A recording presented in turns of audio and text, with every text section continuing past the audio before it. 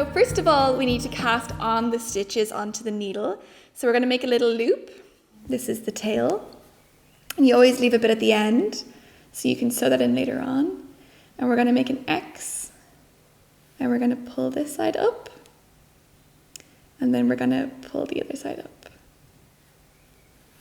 And that's just made a little loop. And this loop is great because it'll tighten when you pull it. Like that. And then we're going to cast on. So to start our casting on, I'm going to put the right hand needle into the little loop that I've created underneath the left hand needle. And I'm going to use this finger. So this finger is doing pretty much all the work here.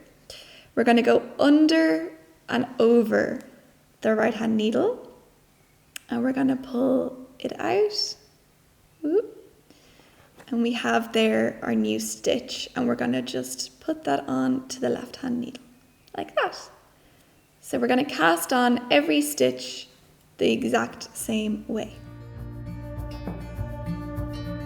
Now, so we're going to do the rib, and I'm going to do a rib of 2 knit stitches followed by 2 purl stitches, and then I'll do 2 knit and 2 purl until I reach the end of the row.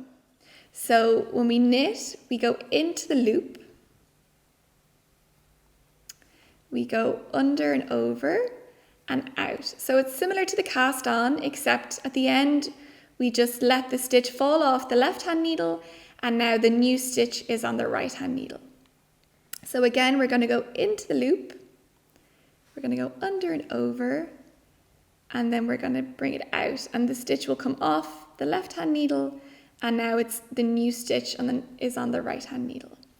So we've done our 2 knit stitches, and now we're going to do 2 purl stitches. So we're going to do 2 purl stitches next. And purl stitches are basically the opposite of a knit stitch. It's like it's like the back of a knit stitch. So to do this, we need to have the yarn in the front of the right hand needle. So it's in the front. And we're going to go into the front of the next stitch. And we're going to bring the yarn under and over. And then we're going to bring the needle back out of the loop. And we're going to let this stitch fall off the end of the left hand needle. And now our purl stitch is on the right hand needle. So we're going to do this again. So the yarn is still at the front. It's on my side of the right hand needle. We're going to bring the tip of the needle into the loop at the front. We're going to bring the yarn under and over, and we're going to bring the right hand needle out of the loop and let the stitch fall off the end. And again, you want nice even tension, so you don't want any of the stitches to be too tight or too loose. And a good trick for having nice tension is to have lots and lots of yarn off the ball. So you can do this. So you have lots of yarn there, and then it won't be too hard to do the stitches.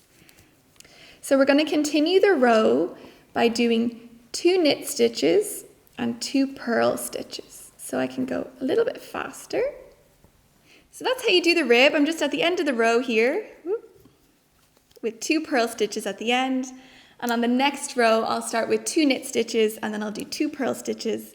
And I'll do that for about 12 rows. You could do more or less depending on how long you want it to be.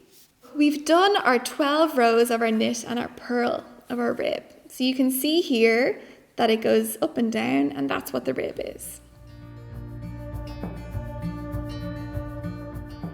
Nice, so when you've finished your rib, which I've done here, you're going to start to do some rows of plain knitting. So you're going to do a row of knit stitches, a row of purl stitches, and a row of knit stitches, and so on.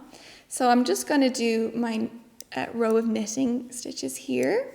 So I'm just doing all my knit stitches in here, same as before, except it's only knit stitches this time.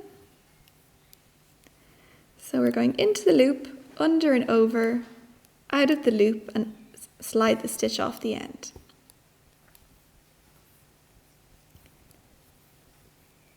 So after you do your rows of your knit and your purl stitches, like I'm doing there, you're going to have something that looks a little bit like this. So here's one that I prepared earlier on. And I've just finished with a purl row. So the last row I did is the purl. So you can see here, these are all your little V's. They look like little V shapes. And on the back, you have your little bubbly shapes. So the V shapes are going to be on the front, on the outside of the glove, and the little bubbly bits are going to be on the inside. So you might want to check to see if it's long enough for you. You might want to make a wrist warmer, and you want to see how long that is. And once it's the right length, we're going to finish with a purl row. So I've just purled a row of stitches. So you continue the same way all the way along the row. And every time you should still just have one stitch on your right hand needle at the end. So you keep pulling them over. And then when you get to the very end, you just do the last stitch the exact same way as the others. You knit it, and then you pull the previous stitch over. And then we have one stitch on our right hand needle. So we're going to cut the yarn now off the ball, but we're going to leave a tail. So a tail is just a bit of yarn left over. So we're going to cut it maybe around here. You don't want to cut it up at the top because it'll just fall apart. So we cut it there. And then we simply pull the needle out.